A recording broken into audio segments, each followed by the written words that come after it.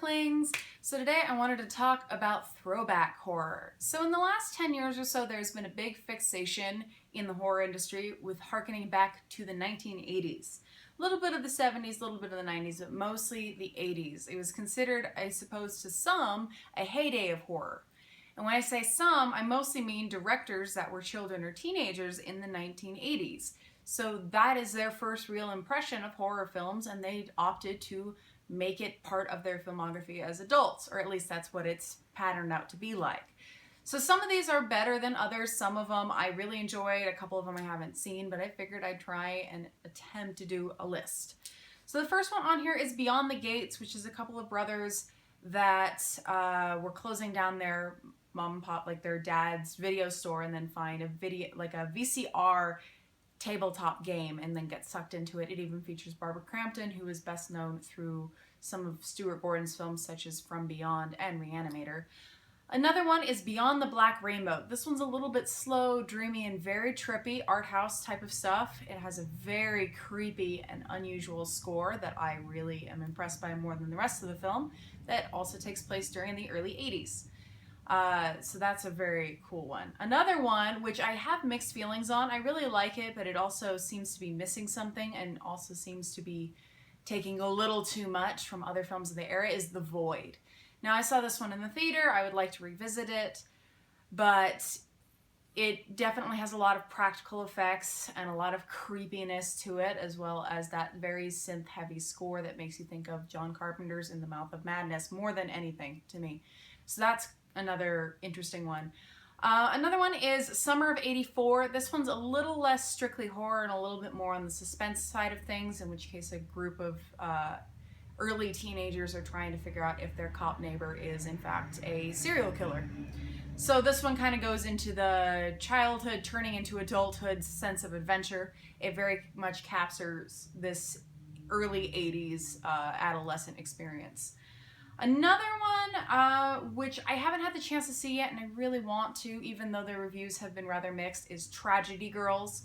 A couple of girls that end up going on a killing spree. I really do want to investigate that one.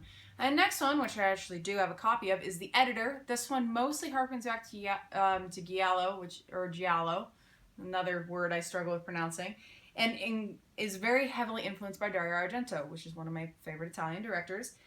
And even features Claudio Simonetti of Goblin doing the score, and has the same cinematographer as several of Argento's films. So this one, even though it's very grisly, it's a little silly, it very much captures the Giallo very well. So this one isn't for everyone, but I really do get a kick out of it. Next one on here, which is from Poland, which I've talked about in my Little Mermaid video, is The Lure.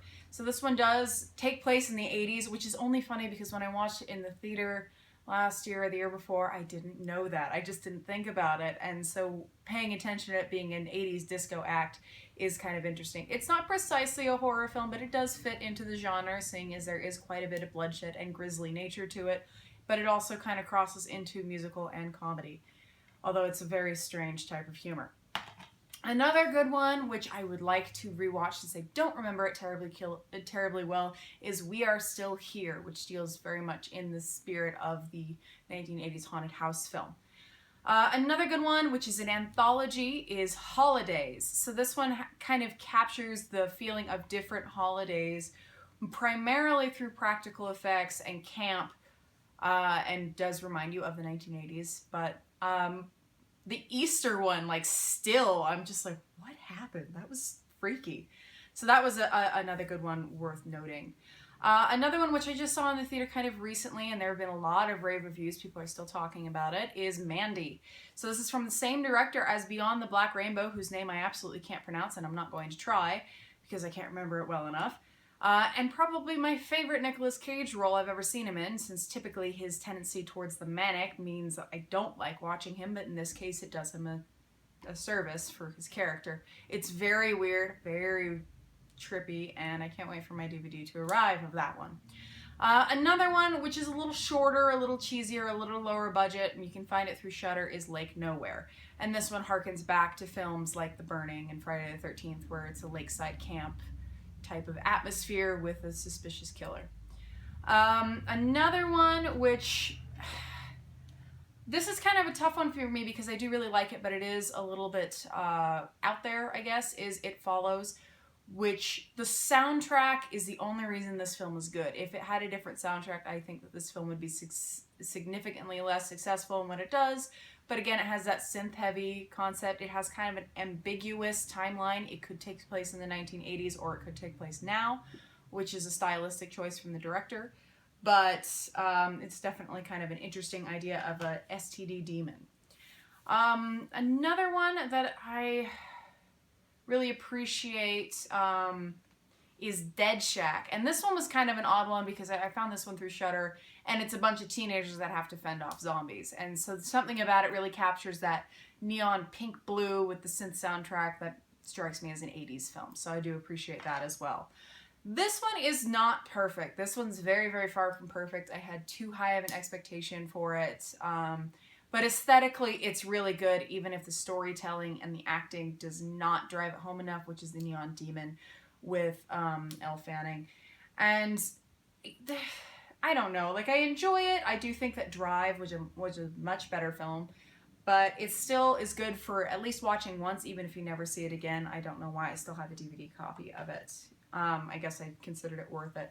Another one, which I haven't had the chance to see, and I've heard very mixed reviews, some of which saying it's absolutely unwatchable, and some of them saying that it is a bloody good time, which is Bloodfest, which is a horror convention that has an actual murderer in it, which is kind of the type of thing I enjoy watching, so I'd like to get around to it at some point.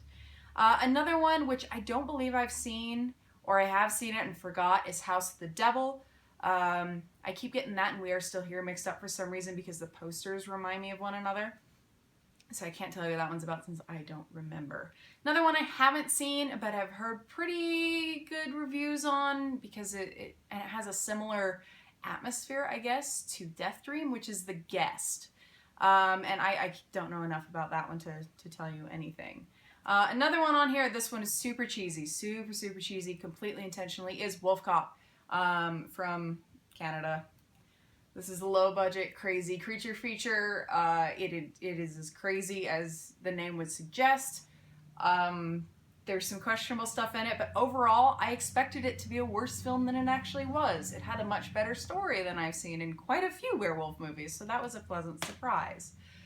Another one, which it's not a perfect film, but I do really appreciate it, is Final Girls. In the case, the lead actress's mother was a scream queen in the 80s, and she attends a festival that is screening a film of her mother's, who has since died. And they end up getting sucked into this world and have to try and escape following the rules of a slasher film.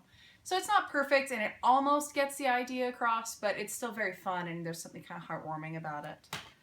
Another one, and this one is pretty divisive for people. I really like the new It far more than the TV miniseries from 1990. Part of that, I think, is that I didn't see the TV miniseries until I was 20, and even though I do really appreciate Tim Curry's acting as Pennywise, the rest of the film really falls flat for me. I don't think it's scary. I think it's mostly very hokey and just really boring. And it's too slow for my taste, and it's not enough oomph. And this one definitely captures the creep factor on it very, very well for me. And if I had seen the miniseries when I was much younger, even if I was like 10, 12, 15, then maybe it would have been different. But seeing it when I was an adult, it really didn't have much impact. Seeing this in the theater and knowing, even though it's not completely close to the book, it's much closer and much grislier, I do appreciate that. And I can see how it's quite scary. Another one, and this is from the same director as a recent film, a recent kind of spaghetti western film, Let the Corpses Tan, which is Amer and Strange Color of Your Body's Tears. This is a director duo from Belgium, although their films are in French. Again, this is Giallo revival stuff. They're not precisely horror, but they do edge into it enough that it's worth noting. Another one, which was not well liked by a lot of people, but I greatly appreciated the atmosphere, and I did find this one through Shudder, is Sweet, Sweet Lonely Girl, which was very imperfect, but it has this very particular filming style that makes me think of 80s haunted house films such as House. but without the comedy. And even though it's a rather unfulfilling and strange one, there's enough atmosphere to it that I appreciate it. It's kind of like the worst version of I Am the Pretty Thing That Lives in the House. And so if you liked that, I do recommend checking that one out, even though it's not perfect. Now this one was kind of an odd one to put on here because even though nothing about it specifically screams 80s, it does pay homage to the Evil Dead series, which is very 80s camp. This did a lot of other things. I've mentioned it in a few other lists because I do really greatly appreciate this film. And I couldn't talk about throwback horror without including it. And then the last one that I put on here, which is one that I keep forgetting I watched because it was just overall, to me, not a super impressive film, was Kiss of the Damned. This is trying too hard to be The Hunger mixed with Pale Blood and didn't really succeed at being either. So it's kind of this weird 70s, 80s, 90s revival art house vampire film. I just think it's a little bit too flat for me to be able to get it to stick in my brain, and I would benefit from rewatching it, so I can't give an honest review of it. But I figured I'd list all of these, what with the popularity of Stranger Things and people's weird obsession with 1980s films. These are just some of the newer ones that harken back to the 80s style, which seems to be a big benchmark in the horror industry. Anyway, I hope that you check some of these out in time for Halloween. Till next time, Darklings.